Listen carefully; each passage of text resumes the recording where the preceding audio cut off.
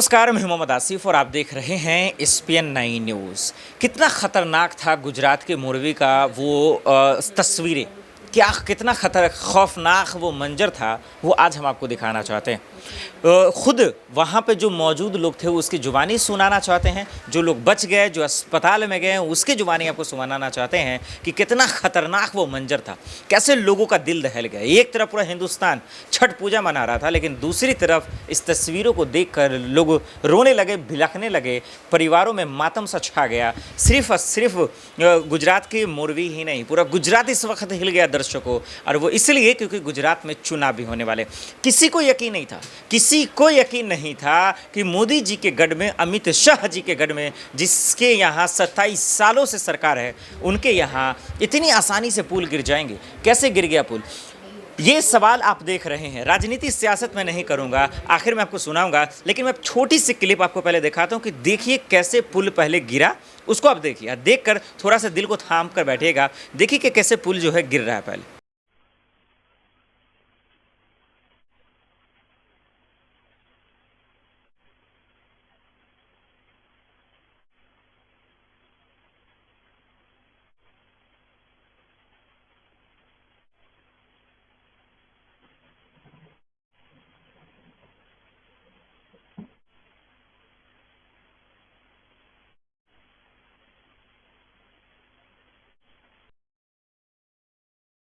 आपने देखा कि किस तरीके से वहाँ पर हजारों की संख्या में लोग जो है उस पर जो है स्थिर हैं, कोई घूम रहे हैं, कोई मस्तियाँ ले रहे हैं, कोई छठ पूजा का मस्ती ले रहा था, लेकिन किसी को ये नहीं पता था कि आज मेरे ज़िंदगी का आखिरी दिन है।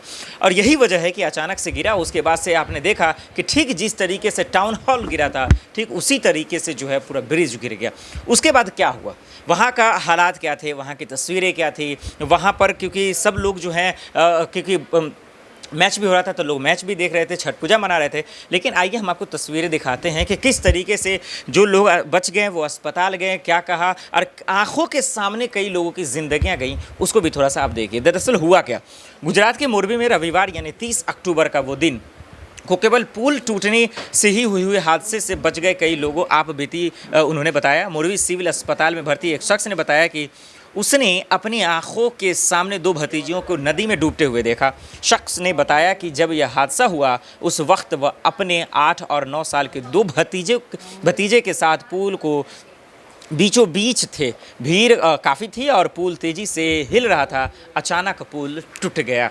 उसके बाद शख्स ने यह भी बताया कि वह और उसके भतीजे सीधे नदी में जा गिरे। उसने बताया कि नदी में काफ़ी गहराई थी, जाने के बाद धीरे धीरे ऊपर आया तो पुल टूटा हुआ था और फकर में आ गया, यानी कि ये चीज़ बता रहे। इसके बाद तार पकड़कर मदद का इंतज़ार करने लगे।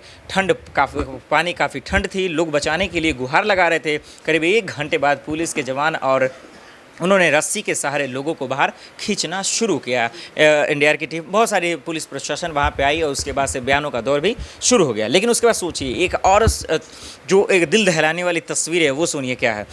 मजदूरी का काम करने वाले एक युवक ने यह भी बताया कि रविवार को वह अपनी 6 साल की बहन को पुल पर घुमाने ले गया था। उसने बताया कि अपनी छोटी बहन के साथ पुल के बीचों बीच था और सेल्फी ले रहा था। तभी अचानक पुल टूट गया और उसकी बहन का हाथ उससे छूट गया। दोनों लोग नदी में जा गिरे। युवक किसी तरह पानी से बाहर आया और बहन को खोजा, लेकिन नहीं मिली। युवक ने बताया कि सुबह बहन की लाश मिली।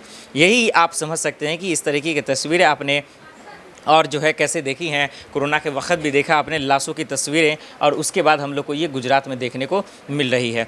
और भी आपको 2-3 तस्वीरें हैं जो और भी दिल दहलाने वाली है। दर्शकों मैं आपको दिखाऊंगा। इस पर सियासत भी शुरू हो गई है। देश के प्रधानमंत्री नरेंद्र मोदी है, दिल्ली के मुख्यमंत्री अरविंद केजरीवाल ने क्या कुछ कहा है। हालांकि मैंने आपको बताया, फिर से बताऊँगा कि अब इस पर राजनीति कैसे गर्मा गई है। लेकिन उससे पहले राजस्थान के मुख्यमंत्री अशोक गहलोत क्या कुछ कह रहे हैं वो सुन लीजिए। देखिए, बहुत ही दुखद घटना है। 30-40 मौतों की कंफर्मेशन भी मीडिया में आ रही है। सच्चाई क्या हो तो कल तक मालूम पड़ेगा, पर बहुत ही दुखद घटना है। मैं समझता हूँ स्टेट गवर्नमेंट को चाहिए इमीडिएटली इंक्वायरी बिठवाए इसकी, किन परिस्थितियों में। अभी ये मैंने सुना नया ब्रिज की रिनोवेशन हुआ था पुल का, और क्या कारण है कि अचानक ये गिर गया, इतनी बड़ा हादसा हो गया। तो सरकार को चाहिए कि इमीडिएटली घोषणा करे, निष्पक्ष जांच हो, दोषियों को सजा मिले। अभी तो आज मैं यही कह सकता हूँ।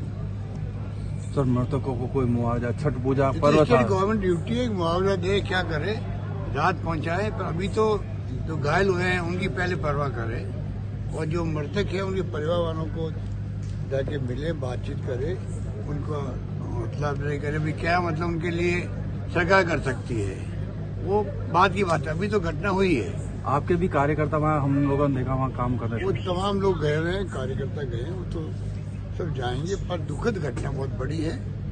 उनके परिवार वालों को दिलासा दिलाने का काम पहला करना चाहिए। जो घायल है उनकी पहले इलाज कैसे संभव हो, क्योंकि अभी घायल गए होंगे अस्पताल के अंदर, तो पहला काम है कि मैं समझता हूँ कि जो कुछ भी घटना हुई तो हकीकत वो जानते जो ऑन द स्पॉट थे। और कल तो मालूम पड़ेगा, फिर देखते हैं कि हम लोग क्या मांग करें सरकार से। पर इतना मैं कह सकता हूँ कि सरकार को निष्पक्ष जांच के आदेश देने चाहिए और दोषियों को सजा मिलनी चाहिए। जी सर, थैंक यू सर। आपने देखा कि किस तरीके से अशोक गहलोत साहब भी यही हालांकि उनको जिम्मेदारी भी मिली गुजरात की, इसीलिए बता रहा हूँ। वो कह रहे हैं कि दुख जाहिर कर रहे हैं और सब लोग यही कह रहे हैं कि बहुत दुखद घटना है। लेकिन देखिए, अब जो राजनीतिक और सियासत तौर पे जो सवाल है, भाई ये हुआ कैसे?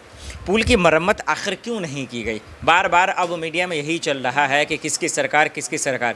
लेकिन जिनकी जाने गई हैं उनको सरकार से मतलब नहीं है। जिनकी जाने गई हैं उनको सिर्फ इस बात से मतलब है कि आखिर लोगों की हिफाजत में इतनी लापरवाही क्यों बरती जा रही है, लोगों की हिफाजत में इतनी मजाकिया लापरवाही क्यों की जा रही है। ये अहम सवाल है। इसका गुजरात चुनाव पे बहुत फ़र्क पड़ेगा। यही वजह है कि लोग इसको लेकर और भी तूल पकड़ता जा रहा है। चलिए एक वाकया और सुनाते हैं दर्शकों, आपके साथ क्या हुआ। अहमदाबाद के रहने वाले विजय गोस्वामी ने बताया कि रविवार को दोपहर वह अपने परिवार के साथ मुरवी झूला पुल पर घूमने गए थे। भीड़ में कुछ लड़के पुल को हिला रहे थे, इससे वह बीच रास्ते में ही वापस लौट आए थे। कुछ घंटे बाद खबर मिली कि पुल गिर गया।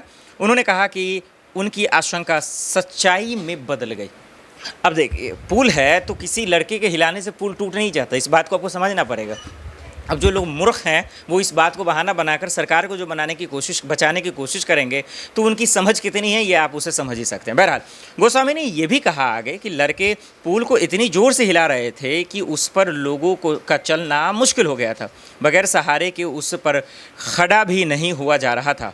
उन्हें लगा कि यह ख़तरनाक हो सकता है, इसलिए परिवार के साथ वापस लौट आए।